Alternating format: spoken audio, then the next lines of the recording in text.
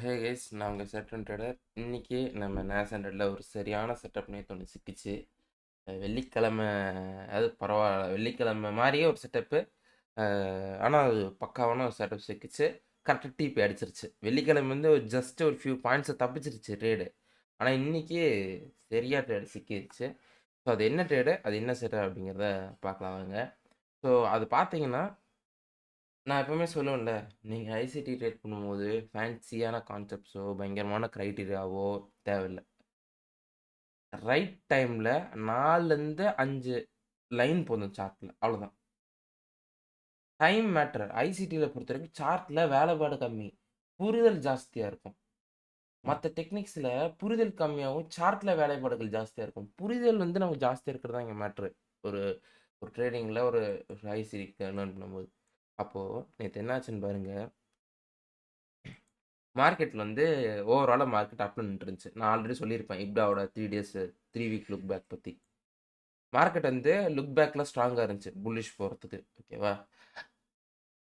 வெள்ளிக்கிழமை நல்லா மேல போச்சு. ஸோ என்ன பண்றேன், வெயிட் பண்ணிட்டு இருக்கேன். மார்க்கெட் எந்த பக்கம் போகுதுன்னு. அப்போ எனக்கு பார்த்தீங்கன்னா, இங்க 4 ஹவர்ல ஒரு எஃப்இஜி ஒண்ணு தெரிஞ்சது. ஓகேவா? அந்த எஃப்இஜிய மார்க் பண்ணேன். எஃப்இஜி மார்க் பண்ணியாச்சா? சரி. அடுத்து 1 ஹவருக்கு வரேன். 1 ஹவருக்கு வந்தோனே எனக்கு ஏதாச்சும் ஃபேக்டர் தெரியுதான்னு பார்க்குறேன். ஒண்ணுமே தெரியல. அடுத்து 15 மினிட்ஸ்க்கு வரேன். ஓகேவா? வந்துட்டு நான் என்ன பண்றேன்னா,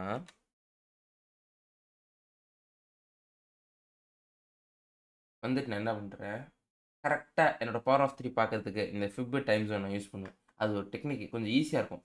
இது பார்க்க. அது பேர் என்ன? பவர் ஆஃப் 3 பார்க்க. 18லேருந்து 21க்கு ஒரு கோடு. அவ்வளோதாங்க. ஈஸியா பவர் ஆஃப் 3 பார்த்துரலாம். மார்க்கெட் ஓப்பன் ஆனதுல அக்யூமுலேஷன் ஆச்சு, மேனிபுலேஷன் ஆகுது.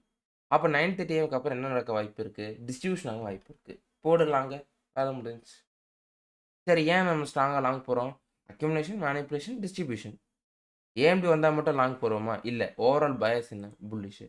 ட்ரான் லிக்விடிட்டி செகண்ட் ஜானுடைய ஏஎம் செஷன் ஹை. முடிஞ்சுச்சு. அவ்வளோதான். செகண்ட் ஜானோட ஏஎம் செஷன் ஹை எனக்கு சப்போர்ட் பண்றதுக்கு இருக்கு. அப்புறம் வேற என்ன இருக்கு ஃபேக்டர்ஸு? செகண்ட் ஜானோட ஏஎம் செஷன் ஹை, ஏஎம்டி, இவ்வளோதாங்க. வேற எதுவும் பெரிய ஃபேக்டரும் இல்ல. இவ்வளோ தான் பார்த்தேன் நானே. வேற எந்த ஃபேக்டரும் இல்ல. பவர் ஆஃப் 3 ட்ரான் லிக்விடிட்டி ஸ்ட்ராங்கா இருந்துச்சு. இல்ல எனக்கு இந்த ட்ரான் லிக்விடிட்டி வரலனாலும் பிரச்சனையே கிடையாது. நேத்தோட டே ஹையே போதும் டார்கெட்டுக்கு. நேத்தோட டே ஹையே போதும் டார்கெட்டுக்கு. வந்து அமைஞ்சதா? சரி. அப்புறம் என்ன பண்ணேன், வெயிட் பண்ணேன். மார்க்கெட் எக்ஸ்சேஞ்ச் ஓப்பன் ஆச்சு. முதல்ல நான் ஷார்ட் போறதுக்கு ஐடியா பண்ணிட்டு இருந்தேன். ஓகேவா? ஏன் அப்டின்னா, ஒரு செல் ஆஃப் சின்னதா பிடிக்கலான்னு பார்த்துட்டு இருந்தேன். அன்பார்ச்சுனேட்டா அது ஃபெயில் ஆயி போச்சு, இந்த எஃப்இஜி. அப்புறம் மார்க்கெட் இப்டி ஷிஃப்ட் அடிச்சுது. அடிச்சோனே முதல்ல இங்க ஒரு என்ட்ரி. இங்க குட்டியோண்டு தெரியும் பாருங்க எஃப்இஜி. இங்க ஒரு என்ட்ரி. இங்க ஒரு என்ட்ரிய போட்டேன். இந்த என்ட்ரி போட்டதுக்கப்புறம் கொஞ்சம் தூரம் மேல போச்சு. இங்க குளோஸ் பண்ணேன். அப்புறம் மார்க்கெட் சடார்ன்னு கீழ விழுந்துச்சு பாருங்க. அந்த இடத்துல ஒரு பை. அது என்ன பைனா, 15 மினிட்டோட FEG buy. 50 minute FEG buy. போடுறலாங்க. மார்க்கெட் அடிச்சு நவுத்த ஆரம்பிச்சது. விருட்டு, விருட்டு, விருட்டுன்னு போயிடுச்சு. கரெக்ட்டா ட்ரேட ஹோல்டு பண்ணேன். இன்னும் அந்த ட்ரேடு ஹோல்டிங்ல இருக்கு. ஏன்னா, எனக்கு டார்கெட் கிளீனா இருந்துச்சு. நல்லா பெரிய டார்கெட்டா.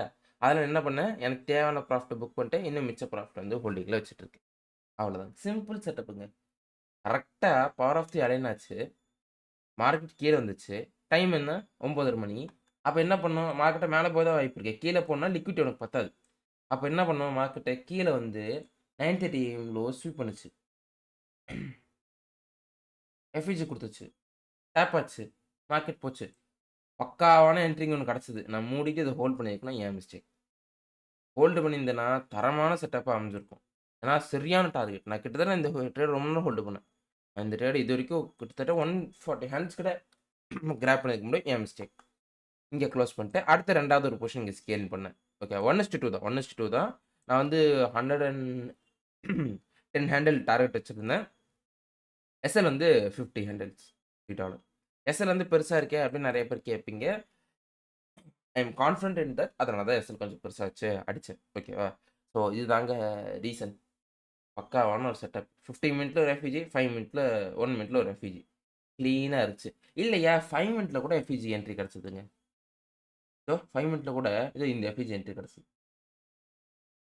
பக்காவா இருந்துச்சு. அடியறதுக்கு. சரியான என்ட்ரியா இருந்துச்சு. ஓகேங்களா? ஸோ இதுதாங்க. இதுதான் நான் எடுத்த என்ட்ரி. உங்களுக்கு இந்த கான்செப்ட் வந்து ரொம்ப சிம்பிளா தாங்க இருக்கும். ஐசிடி வந்து ரொம்ப இப்ப இதெல்லாம் பார்த்தீங்கன்னா, நான் சார்ட் அனலைஸ் பண்ணிட்டு கிட்டத்தட்ட ஒரு 1/2 அன் ஹவர் மேல எடுத்துக்கல.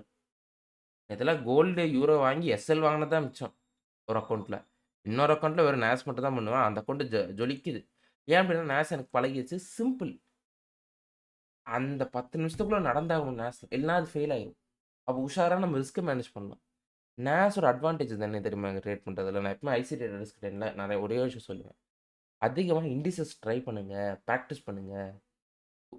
கோல்டு, யூரோலாம் பண்ணுங்க. நான் வேணான்னு சொல்லல. ஆனா இண்டிசஸ்ல கொஞ்சம் பிராக்டிஸ் நல்லா பண்ணுங்க. ஏன் அப்டின்னா, இண்டிசஸ் மாரி ஒரு அசெட்ல நீங்க ரிஸ்க் மேனேஜ் பண்ணாம இருக்கவே முடியாது. ரொம்ப ஈஸி டூ மேனேஜ் ரிஸ்க். ஏன் அப்டின்னா, இது டைம் டிபெண்டன்ட்டான அசெட். 10 மணிக்கு நகரும்னா 10 மணிக்கு தான் நகரும். 10:30க்குலாம் நகராது.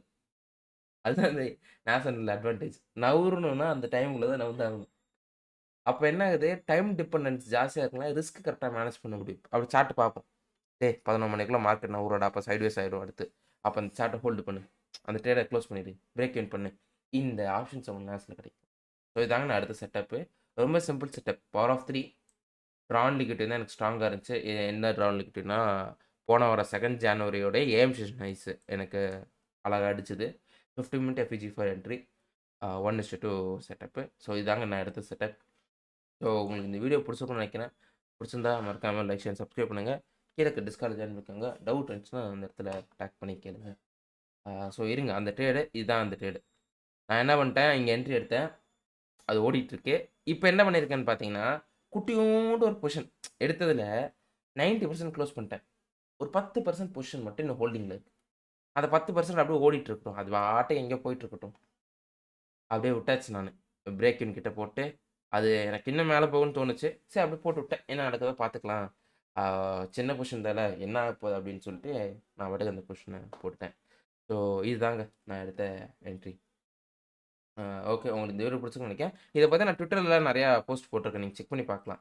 உங்களுக்கு அனாலிசிஸ் பவர் ஆஃப் 3 பார்க்கணும்னா, நான் கிளீனா போட்டிருக்கேன் அனாலிசிஸ். நீங்க Twitterல போய் செக் பண்ணி பாருங்க. ஸோ ஐடி டிஸ்கிரிப்ஷன் தரேன். ஸோ நெக்ஸ்ட் வீடியோல பார்ப்போம். பாய்.